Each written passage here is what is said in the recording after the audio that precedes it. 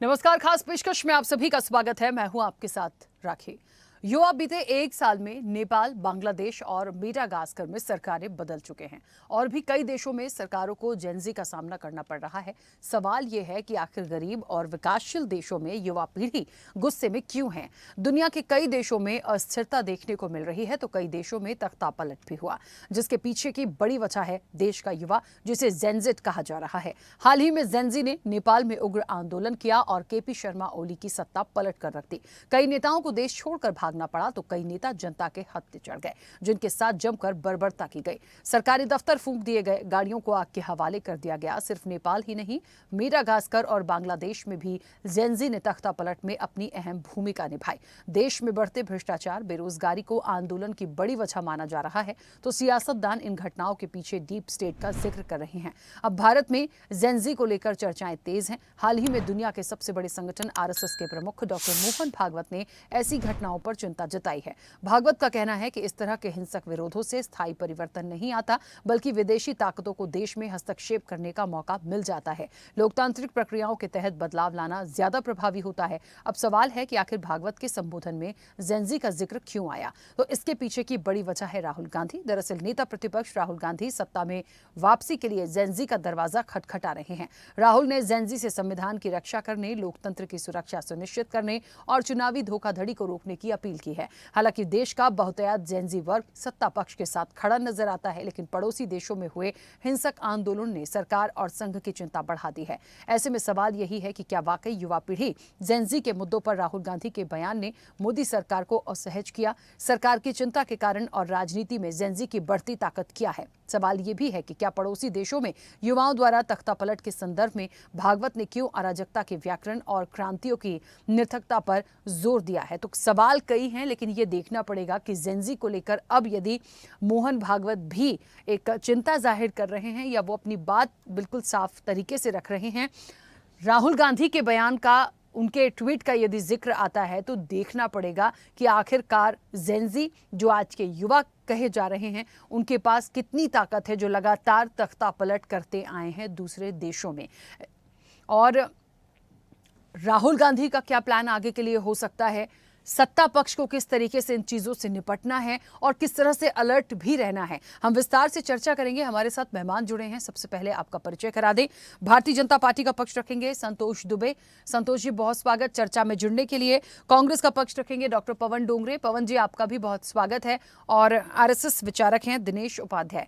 दिनेश जी, आपका भी बहुत स्वागत है। मैं चर्चा की शुरुआत दिनेश जी आपसे करूंगी। मुझे सुन पा रहे हैं जी? दिनेश जी, देखिए, जेनजी को लेकर बहुत सारी बातें हमने सुनी, देखी। नेपाल हो गया, बांग्लादेश हो गया, मेडागास्कर हो गया, लगातार हम देख रहे हैं। और एक छोटा सा साइड हम लद्दाख का भी इंक्लूड कर लेते हैं कि वहाँ जिस तरह से चीज़ें हुई तो उसे भी कहीं ना कहीं कहा गया कि एक जेनजी की वजह से तमाम चीज़ें हो रही हैं।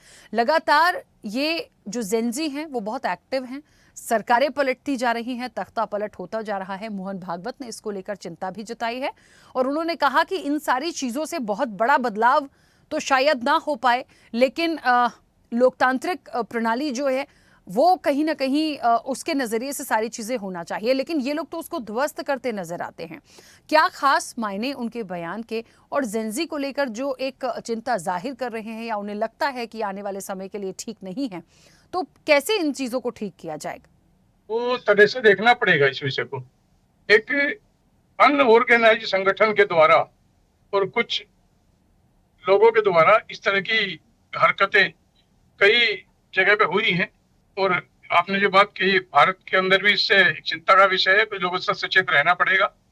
लेकिन नेपाल की स्थिति, श्रीलंका की स्थिति, बांग्लादेश की स्थिति, पाकिस्तान की स्थिति को भारत की स्थिति से नहीं आंका जा सकता। नेपाल के अंदर जब से राजा का शासन खत्म हुआ है उससे लेकर के सरकारें जो वहां रही है, कोई प्रधानमंत्री 8 महीने का, 1 साल का, 1.5 साल का, 2 साल का, और भ्रष्टाचार का डिजाइन रहा है। तो इसलिए भारत के अंदर आज लोकप्रिय माननीय यशस्वी प्रधानमंत्री जी की सरकार चल रही है जो भ्रष्टाचार शून्य स्तर पे है। और आपके ध्यान होगा जब 2014 में माननीय प्रधानमंत्री जी ने इलेक्शन जीता तो उस दौरान कांग्रेस के ऊपर भी भ्रष्टाचार के मुद्दे के ऊपर एक चुनावी मुद्दा बना था कि भ्रष्टाचार किया है। लेकिन ये जो जैन जी का विषय है, भारत के अंदर इसलिए कामयाब नहीं होगा कि यहाँ भ्रष्टाचार बिल्कुल जीरो है और संगठित ऑर्गेनाइजेशन संगठन की सरकार भारत के अंदर कार्य कर रही है। और माननीय प्रधानमंत्री जी संघ के प्रचारक रहे हैं और संगठन पूरा एकत्र है, कहीं को प्रॉब्लम है नहीं। लेकिन फिर भी कुछ लोगों के दिमाग में इस तरह की बातें रही होंगी कि नहीं, जैसा लंका में हुआ, पाकिस्तान में हुआ, बांग्लादेश में हुआ, फिर पाकिस्तान का तो एक अलग ही विषय रहता है कि यहाँ भी करें।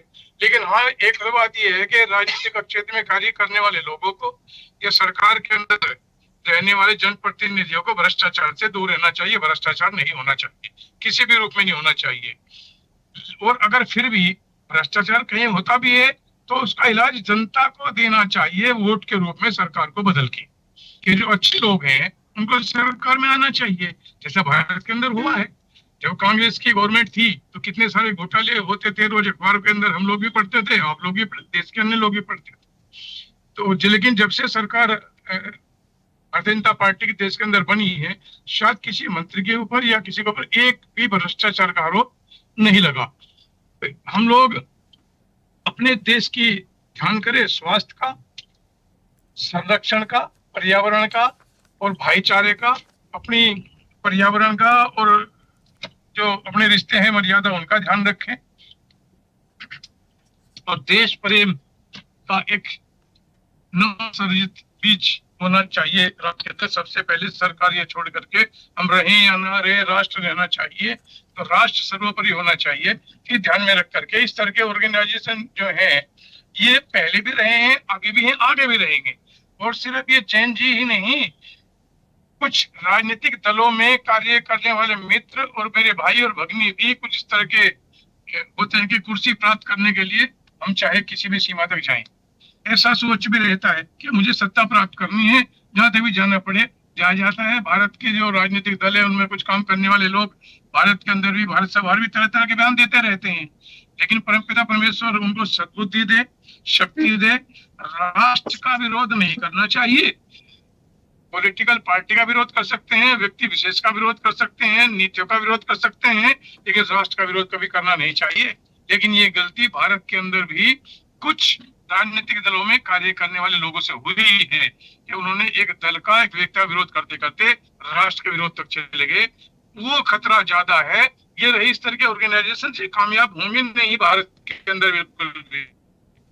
हम इस बात को जानते हैं कि हम कोचीन वगैरह गए थे, इधर केरल में अलग तरह की बातें देखने को आई, कन्याकुमारी में कुछ और विषय था, पंजाब के अंदर किसी और तरह का विषय है, कश्मीर में कुछ और है, लेह लद्दाख में कुछ और है। लेकिन फिर भी हम यही कहेंगे कि भारत का प्रत्येक व्यक्ति को राष्ट्र सर्वोपरि, मानव सेवा सर्वोपरि, मेरा देश सर्वोपरि, मेरे रिश्ते नीति, हमारे जो कल्चर हैं उनके ऊपर हमें ध्यान देना चाहिए। कोई भी कुछ नहीं बिगाड़ सकता, बिल्कुल नहीं बिगाड़ सकता। इससे हम लोग एकदम संकल्पित जीवन जिए। ठीक है दिनेश जी, एक छोटा सा सवाल है मेरा। दिनेश जी, एक छोटा सा सवाल है, हालांकि पॉलिटिकल है लेकिन फिर भी क्योंकि देश की बात हो रही है। राहुल गांधी ने जिस तरीके से ट्वीट किया था पहले भी जेनजी को लेकर, उन्होंने कहा मैं जेनजी के साथ हूं और यही लोग हैं जो आने वाले समय में बहुत कहते हैं ना कि युवाओं की आवाज जो होती है उसको आप दबा नहीं सकते, तो उनके इस बात का हम क्या मायने निकालें? आखिर जी जैन जी कहां से चला, कौन इनका अध्यक्ष है, किसने ऑर्गेनाइज किया, कौन इनको फंडिंग करता है, कौन नीति देता है, क्या इसका जवाब देंगे राहुल जी?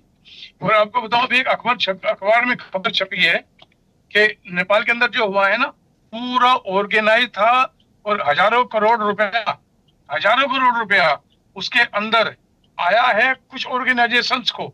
उनमें कई तरह के नाम दिए हैं उन्होंने, एनजीओ कई नाम दिए कि इनको फंडिंग दिया है। इन लोगों ने ये सारा का सारा किया। अखबार में खबर छपी है, आज वो मुझे भी कहीं से मिला है अखबार। इसलिए कहीं ना कहीं अदृश्य शक्तियां इसको, भारत को विचलित करने के लिए गाये भगाए, पहले भी कोई नया कार्य नहीं है, पहले भी हुए हैं, आज भी हो रहे हैं, मैं कह रहा हूँ आगे भी होंगे ये।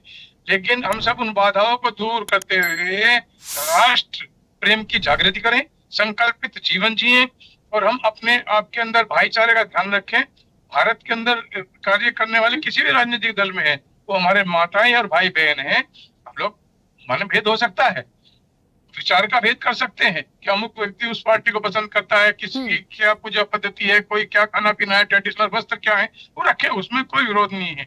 लेकिन जब राष्ट्र का सवाल आता है तो हम सबको एकत्र होकर के देश प्रेम की भावना जागृत करनी चाहिए। आपस में लड़ेंगे भिड़ेंगे, कोई दिक्कत नहीं है। घर के अपने घर के अंदर 4 फैमिली परिवार होते हैं, भाई बहन चाचा ताऊ, ये चलता रहता है। लेकिन जब खानदान की बात होती है, मर्यादा की बात होती है, तो हम प्राण न्यौछावर कर देते हैं अपने राष्ट्र के लिए। ऐसा है। भाव जागृत होगा देश के अंदर, हमारे वही परिकल्पना है, वही परिकल्पना है। और इस वक्त संघ की शताब्दी वर्ष है, हम लोगों ने 3 4 ये 5 आयाम भी तैयार किए हैं, उनके ऊपर कार्य कर रहे हैं। और ये जो विषय है इसके ऊपर भी ध्यान है, ऐसा नहीं है। ठीक है, देश ठीक का है दिनेश जी, विषय तो सबको ध्यान रखना चाहिए। चलिए वापस आऊंगी मैं। संतोष जी मुझे सुन पा रहे हैं? संतोष जी अनम्यूट करिए, आपकी आवाज नहीं आ रही है। जी राखी जी बताएं। हाँ संतोष जी, जेंजी को लेके क्या मानते हैं? जो कहा जा रहा है, जो मोहन भागवत के मायने हैं, जो राहुल गांधी ने कहा, क्या वाकई जेंजी को लेके डर है या कोई ऐसी स्थितियां परिस्थितियां लग रही हैं कि कुछ ऐसा ना हो जाए? क्योंकि इतने बयान जेंजी को लेकर आ रहे हैं और जेंजी ने क्या कुछ कर दिया है, क्या लगातार हुआ है पड़ोसी मुल्कों में, ये हमसे छुपा नहीं है। देखिए राखी जी, सबसे बड़ी बात यह है कि जिस तरीके से जेन जी का एक माहौल क्रिएट किया जा रहा है इस देश के अंदर, पड़ोसी देशों को देखकर कि पड़ोस में ऐसा हुआ तो यहाँ भी ऐसा हो जाएगा, और इस तरीके की जो बयानबाजी लगातार चल रही है, तो कहीं ना कहीं ये लगता है कि विपक्ष के जो नेता हैं हमारे राहुल गांधी जी, वो कहीं ना कहीं ये इस तरीके की अस्थिरता उत्पन्न करने का प्रयास कर रहे हैं। नहीं करना चाहिए उनको। देखिए नेपाल की स्थिति अलग है, श्रीलंका की स्थिति अलग थी। नेपाल में किन कारणों की वजह से और किन लोगों की फंडिंग की वजह से ऐसी चीजें हुई हैं जो वहां पे नेपाल को अस्थिर करने का प्रयास कर रहे थे, ऐसी बाहरी शक्तियां थी। लेकिन क्या राहुल गांधी जी ये बताएंगे कि किस बेस पे वो भारत के अंदर जेन जी का जो है बवाल और हंगामा मचा रहे हैं? क्या वो जेन जी का आह्वान करना चाहते हैं? क्या वो संविधान के खिलाफ एक आंदोलन करना चाहते हैं कि जिससे पूरे देश की अर्थव्यवस्था, पूरे देश की जो ताना है वो नष्ट हो जाए? तो ये राहुल गांधी को भी सोचना पड़ेगा। वो इस देश में रहते हैं, इस देश के नागरिक हैं और इस देश में नेता प्रतिपक्ष हैं। सबसे बड़ी बात है कि नेता प्रतिपक्ष है, और नेता प्रतिपक्ष जो होता है उसका काम होता है सरकार के साथ, सरकार की नीतियों को और इस देश को कैसे संभाला जाए इसके बारे में चर्चा करनी चाहिए। उनको जो है खुलेआम एक मंच मिलता है लोकसभा के अंदर कि वहां बैठ के इस चीज पे चर्चा किया जाए, ना कि जो है इधर उधर घूम के नौजवानों को बहकाने का काम किया जाए, नौजवानों को उद्वेलित करने का काम किया जाए। तो आज जो देश के अंदर चल रहा है वो कहीं ना कहीं उद्वेलित करने का काम विपक्ष के नेता कर रहे हैं, जबकि समाज को एक कैसे रहना है, समाज को एक साथ कैसे चलना है, समाज में कैसे हम सब मिलकर भाईचारा बनाकर साथ चलें और इस देश का नाम रोशन करें। क्योंकि कोई भी आंदोलन, कोई भी क्रांति देश का नुकसान करती है, देश की जो संसाधन है उसका नुकसान होता है। तो ये चीज तो राहुल गांधी को सोचना पड़ेगा कि आखिर हम देश को किस ओर ले जाना चाहते हैं, देश के नौजवानों को किस ओर ले जाना चाहते हैं। तो ये सबसे बड़ी बात यह है कि जेन जी का एक मजबूत सरकार है माननीय नरेंद्र मोदी जी की, और माननीय नरेंद्र मोदी की जो सरकार है भ्रष्टाचार से मुक्त है, और सबसे बड़ी बात है नौजवानों के लिए काम करती है, नौजवानों के हित में काम करती है। और आज सिर्फ विपक्ष एक गोलबंदी कर रहा है कि नौजवान के भरोसे नौजवानों को भड़काकर सरकार को अस्थिर किया जाए और हम सत्ता में काबिज हो जाए। सिर्फ जेन जी से उनका इतना ही उद्देश्य है, बाकी उनका कोई लॉजिक नहीं। ठीक है, चलिए वापस आऊंगी। पवन जी मुझे सुन पा रहे हैं? जी हाँ राखी जी, आवाज आ रही है क्लियर? हाँ पवन जी, क्या प्लान है राहुल गांधी का जेंजी को लेके? क्या प्लान है? वो उनका समर्थन की बात करते हैं, यदि उनको लगता है कि कोई युवाओं की यदि कोई बात है तो उसको लेके वो बिल्कुल क्लियर अपना ट्वीट कर चुके हैं। लेकिन लगातार जो चीज़ें बढ़ती जा रही हैं और जेंजी जो है लगातार चर्चित होता जा रहा है, बढ़ता जा रहा है, मोहन भागवत भी उसको चर्चा में लेकर आए, ये देश के लिए तो देखिए अच्छा नहीं है, क्योंकि ये जेंजी और इस तरह की कोई चीज़ें यदि हो तो ये देश के लिए तो अच्छी नहीं है, क्योंकि लोकतांत्रिक प्रणाली से सारी चीज़ें हों तो बहुत अच्छी बात होंगी। लेकिन ये जो बढ़ रहा है ग्राफ और इसको लेके जो प्रतिक्रियाएं आ रही हैं दिग्गजों की, क्या वाकई कोई डर सता रहा है या कुछ और है? राखी जी, सबसे पहली बात है जेंजी मतलब क्या? जेंजी मतलब युवा, यूथ। और क्या भारत में अभी जैसे दिनेश जी भी बोल रहे थे, संतोष जी भी बोल रहे थे, जेंजी मतलब युवाओं से डरने की बात है या युवाओं को प्रेरणा देने की बात है? युवा को अगर आप दिशा देंगे तो वो तो दुनिया के मिसाल बन चुके हैं। भारत के जो युवा है वो तो हमारे ही है ना, युवा है। जेंजी मतलब कोई दूसरा नहीं है, ये कोई ऑर्गेनाइजेशन या कोई चीज नहीं है। और जिस तरीके से अगर आप उनको गाइडलाइन देंगे वो उस तरीके से काम करने वाले हैं। राहुल गांधी जी ने उनका समर्थन किया, युवाओं का समर्थन किया। युवा भारत के अंदर अगली पीढ़ी है। आने वाला हमारा जो देश है वो युवाओं के खांधे पर, युवाओं के दम पे चलने वाला है। और युवाओं को प्रेरणा देने का काम भारत के हर नेताओं का है। उनको हम किस तरह की, हमारे अपने संस्कार रहे, भारत की अपनी एक प्रतिमा है, अपना एक संस्कार है। हमें कोई जेनजी से और कोई लोगों से डरने की जरूरत नहीं है। अभी 2 मिनट पहले दिनेश जी बहुत अच्छे से अभी उन्होंने बताया, उपाध्याय जी ने, कि भ्रष्टाचार नहीं होना चाहिए। तो मैं चाहता हूं कि ये संदेश भारतीय जनता पार्टी के हर नेता के कान पे जाए कि भ्रष्टाचार नहीं करना चाहिए। भ्रष्टाचार, और बोलते बोलते उन्होंने कहा कि कांग्रेस के टाइम पे भ्रष्टाचार हुआ था। मैं सम्माननीय दिनेश उपाध्याय जी को, संतोष जी को बताना चाहता हूं कि अगर कहीं भ्रष्टाचार होता है तो उसके लिए उसकी लोगों की अरेस्ट होती है। कांग्रेस ने आज तक किसी भी नेता को, जब तक वो कोर्ट से क्लियर चिट लेकर बाहर नहीं आया, कभी उसका समर्थन नहीं किया है। इतिहास इसका गवाह है। कोई भी नेता रहो, अगर उसके ऊपर भ्रष्टाचार का आरोप लगा तो कांग्रेस के किसी भी लीडर ने उस व्यक्ति का समर्थन कभी नहीं किया, उसका साथ कभी नहीं दिया। हाँ, बशर्ते अगर वो कोर्ट से रिलीज होके आया है तो डेफिनेटली संविधान के हिसाब से आया है। दिनेश जी बोल रहे थे कि संविधान को बचाने की बात है। राहुल गांधी की लड़ाई देश में संविधान को बचाने के लिए तो चल रही है। उन्होंने कहा है कि संविधान से ही हमारा देश चलना चाहिए। भारत रत्न डॉक्टर बाबा साहब अंबेडकर ने और हमारी संविधान की सारी टीम ने जो देश को एक लोकतंत्र दिया है, उस लोकतंत्र के हिसाब से भारत चलना चाहिए। और अगर उस लोकतंत्र के हिसाब से भारत चलेगा तो हमारे युवा डेफिनेटली कोई भी चीज अगर वो करना चाहे तो वो हमेशा तो देश हित का ही करते हैं ना। कौन से युवा ने इस देश के विरोध में कोई काम किया है, मुझे बताइए। और भारत के युवा जो है, देखिए बाहर देश के युवा आके हमारे भारत में तो कुछ करने वाले हैं नहीं। जेनजी, हम भारत के यूथ को बोल रहे हैं। जो भारत के यूथ है, राहुल गांधी जी ने कहा कि हमारे जो यूथ है, हमारे जो युवा है, मैं उनको सपोर्ट करता हूं। तो उन्होंने गलत नहीं कहा। डंके की चोट पर हर युवा को हमको सपोर्ट करना चाहिए। अरे आपके परिवार में अगर आपका बेटा, आपका कोई नातू, आपके घर में अगर कोई व्यक्ति है तो उसको तराशने के लिए आप उसको पूरी एनर्जी देते हो, ताकत देते हो। तो राहुल गांधी जी अगर देश के युवाओं का समर्थन कर रहे हैं तो उसमें गलत क्या है? ठीक है। अच्छा पवन जी, मोहन भागवत जी। का जो स्टेटमेंट है, या मोहन भागवत जो जेनजी को लेकर सोच रहे हैं या जो चिंता जाहिर कर रहे हैं, या जो भी स्ट्रेट फॉरवर्ड जो अपनी बात रखते हैं, उसके क्या मायने आप देखते हैं? मतलब एक डर है या एक संदेश देने की कोशिश है? राखी जी, मुझे ऐसा लगता है कि 2 मिनट पहले ही संघ से अभी दिनेश उपाध्याय जी है और दिनेश उपाध्याय जी ने संघ के बिहाफ पे बात किया है।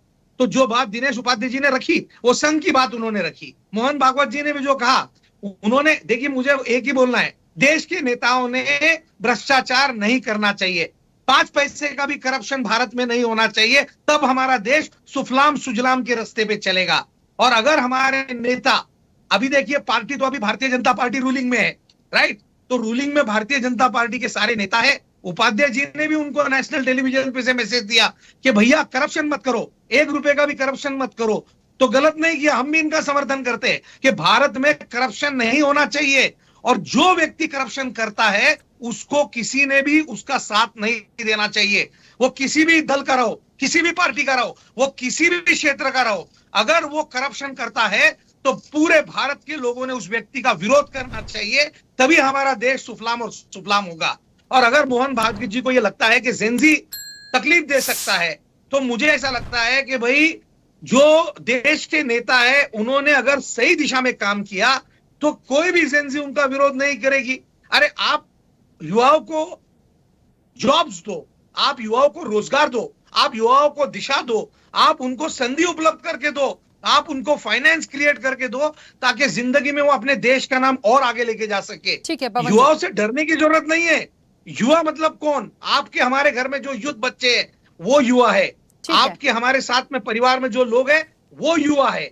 तो मेरा प्रश्न आप लोगों से यही है कि जेनजी से हमको डरने की जरूरत नहीं है, उनको प्रेरणा देने की जरूरत है, उनको ये बताने की जरूरत है कि उनके माध्यम से बहुत कुछ अच्छा हो सकता है। और ये चीजें तभी होगी हाँ ठीक है जी। पवन जी, रोकूंगी मैं। संतोष जी, ऐसा लगता है जब जेनजी की चर्चा हो रही है, मोहन भागवत उसको संज्ञान में लेते हैं, राहुल गांधी पहले ही कह चुके हैं, राजनीति से थोड़ा इतर हम देखें और लगातार पड़ोसी मुल्कों में जो तख्ता पलट हमने जेनजी की वजह से देखा, क्या आपको लगता है कि युवाओं की यदि बात करनी है, उनके हित की बात करनी है, और यदि उनके हित की बात हो रही है तो इस तरह के कोई आंदोलन आएंगे ही क्यों? और यदि हो रहे हैं तो क्या आपको लगता है कि सरकार को, खास तौर पर हम अपने भारत में, देश में, हमारे जो यूथ है, हमारा जो युवा है, उसको लेकर हम क्यों ना एक ऐसा कोई प्रोग्राम ऑर्गेनाइज करें जहां पर खुलकर बात हो पाए? बिल्कुल राखी जी, देखिए हमारे देश का नौजवान जो है इस देश की बागडोर को आगे आके संभालने वाला है। और इस देश में हम लोग कहते हैं कि युवा भारत है। आज सबसे ज्यादा अगर आबादी है तो युवाओं की आबादी है, और युवा इस देश का भविष्य भी है। तो निश्चित ही ये सरकार, देखिए माननीय प्रधानमंत्री जी हमारे नरेंद्र मोदी जी युवाओं के प्रति बहुत ही संजदिल हैं, और उन्होंने कई बार, देखिए अभी युवा खेल महोत्सव चल रहा है, युवाओं को कई तरीके से राष्ट्र प्रेम के और राष्ट्र हित में जोड़ने के कार्य चल रहे हैं हमारे। बहुत सारे जो है ऐसी योजनाएं हैं जो युवाओं के लिए हैं। लेकिन राहुल गांधी ने जिस तरीके की बात की कि जो है जेन जी का मतलब जेन जी जैसा, उन्होंने कहा कि इस देश में भी हो सकता है। तो आप क्या चाहते हो कि इस देश का युवा नेपाल से प्रेरणा ले, इस देश की युवा जो है श्रीलंका से प्रेरणा ले, बांग्लादेश से प्रेरणा ले? तो ये नहीं होना चाहिए। अगर अभी पवन जी ने कहा बड़े साफ गोई से राहुल गांधी को बचाने का प्रयास उन्होंने किया कि राहुल गांधी ने कहा देश के युवा बहुत अच्छी दिशा में चलना चाहिए, उसके लिए राहुल गांधी प्रयास में। लेकिन राहुल गांधी ने एक बात जो कही है वो ये कही कि नेपाल जैसा हश्र क्या हो सकता है। तो क्या आप नेपाल से तुलना हमारे देश के युवा को करना चाहते हो? इस देश का युवा राष्ट्रभक्त है, इस देश का युवा देश मान शान का रखवाला है। तो इस देश का युवा कभी भी नेपाल से प्रेरणा नहीं लेगा, श्रीलंका से प्रेरणा नहीं लेगा, बांग्लादेश से प्रेरणा नहीं लेगा। इस देश के युवा भगत सिंह और सुभाष चंद्र बोस के वंशज हैं, और वो हमेशा इस देश की रक्षा के लिए, इस देश की संपत्तियों की रक्षा के लिए, इस देश की अस्मिता के लिए अपनी जान दे देंगे। लेकिन यहाँ इस तरीके से जेन जी का आंदोलन नहीं होगा। ठीक है, चलिए समय की सीमा है। पवन जी 10 सेकंड में बोलिए, क्योंकि आप समय मांग रहे थे, बस जल्दी से प्लीज। जेन जी मतलब युवा, और युवाओं को कांग्रेस 100% समर्थन देती है। हम उनसे उम्मीद करते हैं कि भारत का परचम वो पूरे दुनिया में लहराएंगे। ठीक है, और दिनेश जी भी, ये राहुल गांधी जी ने जो कहा वो 100%। दिनेश जी भी समय मांग रहे हैं, प्लीज 1 सेकंड, 10 सेकंड में दिनेश जी जल्दी से बोलिए। दिनेश जी अनम्यूट करिए सर। राहुल जी ने जो किया गलत किया। अभिव्यक्ति की आजादी सबको है, लेकिन अमर्यादित अभिव्यक्ति की आजादी राष्ट्र में बर्दाश्त नहीं होगी और होनी भी नहीं चाहिए। इसलिए लोकतंत्र जीवित रहना चाहिए। जो उन्होंने भारतीय जनता पार्टी का दफ्तर फूंका ले लद्दाख के अंदर, वो गुनाह की दृष्टि में सजा होनी चाहिए, दंड मिलना चाहिए। इसको बिल्कुल माफ नहीं किया जा सकता। दिनेश जी देखिए, सबकी अपनी बातें हैं, लेकिन हमें ये समझना पड़ेगा कि आज तमाम दिग्गज यदि ये तमाम बातें कर रहे हैं तो किसके मन में असल में डर है, ये एक सवाल जैसा है। समय हो गया, आप सभी का बहुत शुक्रिया इस चर्चा में जुड़ने के लिए। तो जेनजी को लेकर क्या वाकई कई देशों में जो बदलाव हुआ है, क्या जेनजी का दबाव है, क्या जो यूथ है वो एक प्रेशर डालने की कोशिश कर रहा है, क्या स्थितियां यहाँ बिगड़ सकती हैं, देखिए ये एक अलग बात है। लेकिन यदि मोहन भागवत कुछ कह रहे हैं, कोई संदेश दे रहे हैं, राहुल गांधी ने यदि समर्थन की बात की है, आने वाला समय कैसा होगा, क्या होना चाहिए, इस पर चिंता तो है, और बिल्कुल इस पर एक सार्थक बहस और चर्चा भी होनी चाहिए। चर्चा में फिलहाल इतना ही। बने रहिए स्वदेश न्यूज के साथ। सबसे पहले देश। ऐसे ही वीडियोस के लिए लाइक करें, शेयर करें, फॉलो करें। YouTube पर जाकर सब्सक्राइब कर बेल आइकन दबाना ना भूलें, और ताजा अपडेट्स के लिए swedeshlive.com पर जरूर जाएं।